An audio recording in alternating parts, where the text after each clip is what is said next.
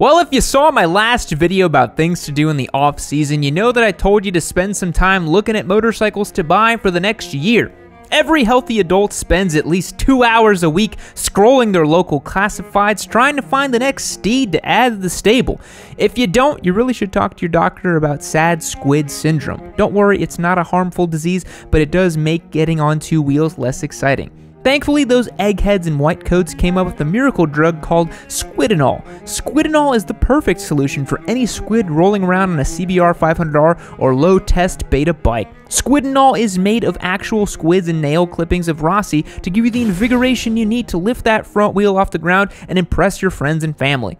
Now, if only I could get on Shark Tank, that seems like $1 million idea to me. Anyways, I'm getting off topic here. Today, we're going to give you a 7-step plan to make sure you don't buy some crusty lump of crap from some meth head that's going to cost you a bunch of money to fix up. These tips are mostly just for buying from an owner, but some of them help if you're buying used from a dealership, though there's a little less risk involved there. Now, we're going to talk about a lot of nitpicky things here, but if you've got a listing you're looking long and hard at but want a quick gut check on, why not drop into the Yammie Noob Discord and post it on our bike purchase chat?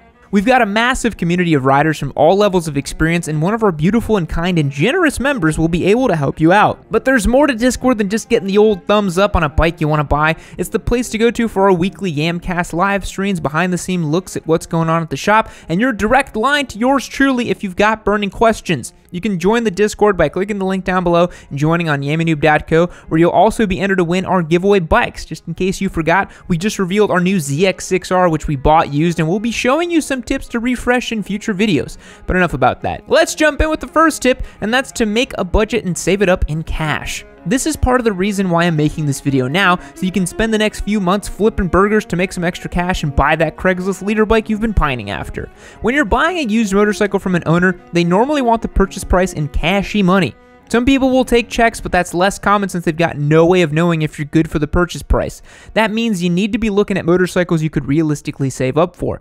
If you find some cherry Ducati V2 that only got ridden twice by some rich dude who then immediately got scared and parked it, you're probably not going to be able to save up $16,000 between now and the riding season. Sometimes you'll find a local credit union that'll be able to finance you for a used motorcycle, but it's really tough with used bikes, and I don't recommend financing your toys. One thing you need to consider when you're buying the bike used is the title transfer fees and state tax on the bike you're looking to buy.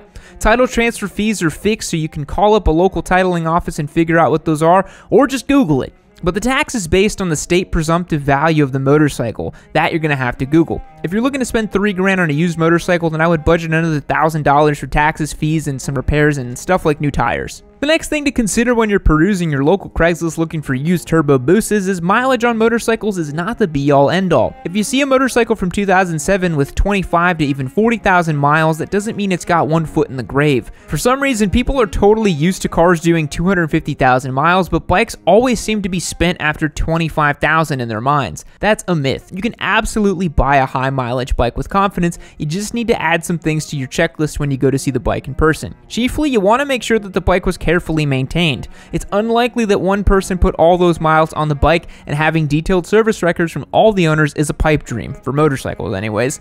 Instead, look online and familiarize yourself with the major service intervals, things like valve checks, belt replacements, steering head bearing replacements, and etc. Those are pretty major service items that you shouldn't be skipping. When you go to check out the bike, make sure you bring up this sort of thing so you know you're not going to have to spend a whole bunch of money at the shop to get the valves done. Funny story with our ZX6, the valves are due and the previous owner didn't get them done before selling it, so I was able to negotiate the price down a little bit knowing that I'd have to do them myself. Nice. It's one more string to your bow if you're looking for a better position to negotiate from. Number 3, make a list of motorcycles you want to check out. When was the last time you saw your favorite celebrity without makeup on? It sounds weird, but bear with me. You're used to looking at them all dolled up and doctored in photos and movies, but then you see them in public and they probably look a little bit different. A lot different.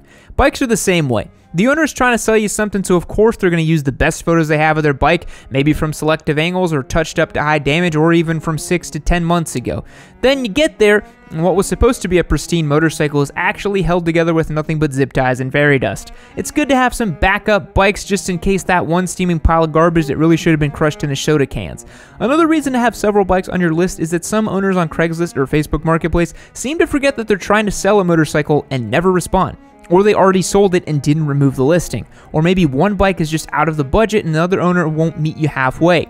Whatever the problem is, you need to have some backups just in case. They might not be as good as your first choice, but it's like colleges. There's a big difference between Harvard and Arizona State, so it's worth having a fallback option that splits the difference. That, or maybe you want the Arizona State of motorcycles. That's up to you. With number 4, we're moving on to tips for when you're actually checking out the motorcycle, and the first thing you want to do is evaluate the owner. If the owner is hard to get in touch with, wanders out in a bathrobe like the Big Lebowski, or uses more emojis than words in their text, you probably don't want to purchase a motorcycle from them. When you drive up, check out their place. If there's a beat-up old Camaro on blocks in the front yard with plants coming out of the intake, you should probably move on to the next bike. If they aren't straight with you about problems on the bike, move on. If you get any kind of weird feelings about the deal, move on. Interacting with the owner can tell you a lot about the life of the bike they lived. If they can't take care of it themselves or the other stuff in their life, then what are the odds that they overcame all obstacles and managed to treat their motorcycles with the respect it deserves? Ideally, you'll roll up to a place, be greeted by a 40-something dad with too much time on his hands and a garage full of tools, probably another motorcycle in the garage, and a tub full of oil change records. You want the owner to be a little sad to let the bike go because it means they loved it and took care of it.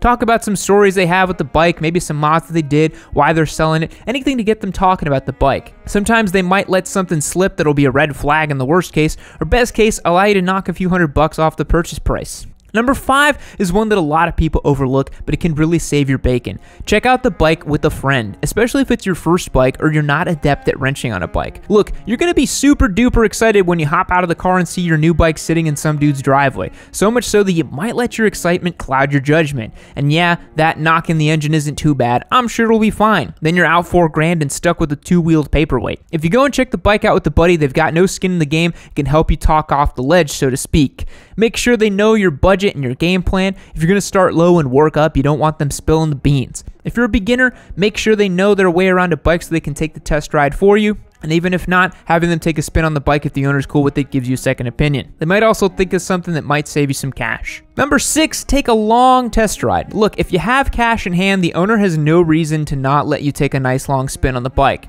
I'm not saying be gone for an hour, but just don't run the bike around the block and call it good. You want the bike to really warm up, check all the gears, feel out the clutch, and all that good stuff to make sure you're not buying something that has some gremlin lurking underneath the skin. The first thing you should do is tell the owners to leave the bike cold for you when you roll up, and when you get there, check the caches and make sure it actually is cold. That way, if there's a hard start issue, you'll know to add that to your list of problems to be solved later. When you get on the bike, feel the suspension out. If it's spongy or overly hard, you might not want to ride the bike. Same deal with the brakes. If they feel bad, don't ride the bike. But let's assume that everything checks out. As you ride the bike, make sure you can actually run it through its paces, get on a highway and really roll on the throttle if you can. If you can find some deserted back road, that helps too. You don't want to buy the bike and realize the clutch is slipping in 6th gear. Feel it side to side and pay attention to any weird sounds or smells you might encounter. All those things are potential deal killers if you're looking for a low maintenance used bike. Lastly, dot all your I's and cross all your T's. You don't want to be stuck with the short end of the stick on a titling error. In some states, you don't actually need a title, but let me tell you something, my guy. If you don't have the papers, you don't own the bike. These are the sort of things you might overlook because signing the title is stuff that happens on the finish line, but don't skip this step. First, make sure the title matches the VIN number on the frame. If it doesn't, time to walk away. Second, make sure the printed name on the title matches the name of the guy or gal you're buying from. If it doesn't, don't buy the bike. Third, make sure you fill the title forms out correctly. That means no scratching stuff out and rewriting it, no whiteout, no red pens, no pencils. Fill out your title correctly the first time with a black pen. It sounds like a little thing, but in Texas, and I'm pretty sure in plenty of other states, they make a big deal about titling errors, and if there's even a little misspelling on the title, you need to go get a bonded title, adding more expense and kneecapping the resale value of the bike for the next 3 years. Seriously, folks, pay attention to this step because you do not want to have to trudge through the bureaucratic nightmare that is the titling process for any longer than you need to. If you're buying out of state, familiarize yourself with your state's laws before you even jump in so you don't need to keep calling the previous owner for more info. But hey, once you're done, you've got a new bike in the stable to enjoy. Fake fact: Taylor Swift is secretly the world's greatest impressionist, and she keeps it a secret because Hollywood movies hire her to redub lines when actors can't get a scene right. Goodbye. Hey you. Yeah. Click the Yammie Noob video right over there. You should do it. Click that video. Keep watching. Some good stuff. You should really check it out. Hey, look over there. Go click the video. Look, go click it. Click it right now. Do it. Do it. Click that video right now. Do it. Do it.